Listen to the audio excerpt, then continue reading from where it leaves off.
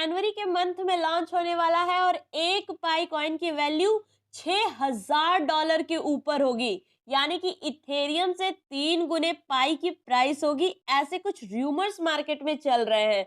तो इसे हम वेरीफाई करेंगे और बताएंगे आपको पाई के लॉन्च डेट पे क्या ब्रेकिंग न्यूज निकल के आ रही है। बट उससे पहले दोस्तों चैनल को जरूर से सब्सक्राइब कर ले, ताकि आपको क्वालिटी क्रिप्टो कंटेंट मिल सके, जिससे कि आपका नुकसान कम से कम हो।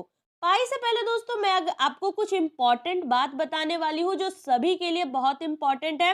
अभी रिसेंटली बाइनेंस के साथ साथ दूसरे 8 एक्सचेंजेस को प्ले स्टोर से हटा दिया गया है, वेब लिंक बंद कर दिया गया है, और साथ ही साथ अगर आप किसी क्रिप्टो एक्सचेंज में ट्रेड करते हैं तो आपका एक्सचेंज सेफ है या नहीं है, ये मैं आपको क्लियर करूंगी। और हार्डवेयर वॉलेट या ट्रस्ट वॉलेट को जो यूज कर रहे हैं वो सेफ है या नहीं, क्या खबर है हार्डवेयर या ट्रस्ट वॉलेट को बैन करके को लेकर के, सब कुछ हम डिस्कस करने वाले हैं। ये सारी इंफॉर्मेशन आपको अगले वीडियो में हमारे इसी चैनल पे मिल जाएगी, क्योंकि उसके लिए एक डेडिकेटेड वीडियो रिक्वायर्ड है। अगर शॉर्ट में मैं बताऊं तो एक सिंपल बात है, अगर आज बाइनेंस बैन हो रहा है, ओकेएक्स बैन हो रहा है, एमईएक्सी बैन हो रहा है, तो बैन होने का कारण क्या है? इन लोगों ने गवर्नमेंट की जो रेगुलेशंस निकल के आई थी 1% टीडीएस का और 30% टैक्स का, तो टैक्स तो आपके ऊपर है, बट जो एक्सचेंजेस का काम है 1% टीडीएस पर ट्रेड पे ये चार्ज करे, जो कि ना बाइनेंस चार्ज कर रहा था और ना ओकेएक्स चार्ज कर रहा है और ना ही कोई अदर इंटरनेशनल एक्सचेंजेस चार्ज कर रही है, जिसके चलते शायद से इन एक्सचेंजेस को बैन कर दिया गया है। और बहुत सारे यूजर्स जो है अपना fund trust wallet, hardware wallet या फिर किसी दूसरे इंटरनेशनल एक्सचेंजेस पे डाल रहे हैं, जिनके बैन की न्यूज नहीं आई है।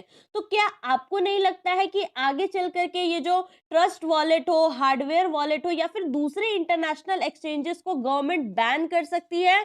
बहुत सारे लोग जो है अपने फायदे के लिए कुछ भी आपको बता देते हैं, बट प्रैक्टिकल सी बात है, अगर इंडिया में टिकटॉक जैसे ऐप्स को बैन किया जा सकता है, उसके सर्वर को बैन किया जा सकता है, अगर बाइनेंस के यूआरएल को ब्लॉक किया जा सकता है और एमईएक्सी को के जो यूआरएल है उसको ब्लॉक किया जा सकता है, तो क्या आगे चल करके जो अदर इंटरनेशनल एक्सचेंजेस हैं जो अब तक बैन नहीं हुए हैं, वो आगे बैन नहीं होगा? सब कुछ किया जा सकता है, टेक्नोलॉजिकली सब कुछ पॉसिबल है। यहाँ तक कि आपके हार्डवेयर वॉलेट का जो सर्वर होता है, जिसके थ्रू आप अपने हार्डवेयर वॉलेट को इंटरनेट से कनेक्ट करके अपने फंड्स को ट्रांसफर करते हैं, वो भी बैन किया जा सकता है। इंडिया में सब कुछ पॉसिबल है, कुछ भी सेफ नहीं है। सबसे ज्यादा सेफेस्ट वे क्या है अपने फंड को रखने के लिए? तो आप गवर्नमेंट के नजर पे इंटरनेशनल एक्सचेंज से स्विच करके इंडियन एक्सचेंजेस पे अपना फंड रख सकते हैं, बट इसकी भी कोई गारंटी नहीं है कि वहां पे आपका फंड सेफ हो। ऐसा मैं बिल्कुल भी रेकमेंड नहीं करूंगी आपको कि आप जाकर के अपना फंड मेरे कहने पे किसी एक्सचेंज पे डाल दे। मैं कोई भी रिकमेंडेशन आपको नहीं दूंगी, मैं पर्सनली बता रही हूँ कि यहाँ पे देखिए हर जगह दिक्कत आ सकती है। और आज अगर गवर्नमेंट बाइनेंस को बैन कर रही है, अदर एक्सचेंजेस को बैन कर रही है, तो कल आगे चल करके दूसरे एक्सचेंजेस भी बैन हो सकते हैं जो रूल को फॉलो नहीं कर रहे। तो प्रैक्टिकल बात यह है कि इंडिया जैसी बड़ी मार्केट को कोई भी एक्सचेंज लूज नहीं करना चाहेगी। इसकी डिटेल्ड वीडियो मैं आपको प्रोवाइड करूंगी। अब आ जाते हैं दोस्तों पाई पे। तो यहाँ पे अगर हम देखें तो मास माइग्रेशन कराया जा रहा है पाई वॉलेट का ओपन मैनेट के तरफ। इसका मतलब क्लियर सी बात है कि पाई नेटवर्क अब लॉन्चिंग की तरफ बढ़ गया है। ओपन मैनेट का सिंपल सा मतलब है कि पाई नेटवर्क का जो है अब लॉन्चिंग की तरफ बढ़ रहा है। ओपन मैनेट का सिंपल मतलब है कि आप अपने कॉइन को डायरेक्टली एक्सचेंज पर ले जाकर सेल कर पाएंगे। कॉइन की प्राइसिंग को लेकर के ट्विटर पे बिल्कुल तबाही मच चुकी है। अगर हम देखें तो लोग अपने प्रेडिक्शन के हिसाब से $6000, $300 और नीचे देखें हम तो $6000 की भी यहाँ पे बात की गई है।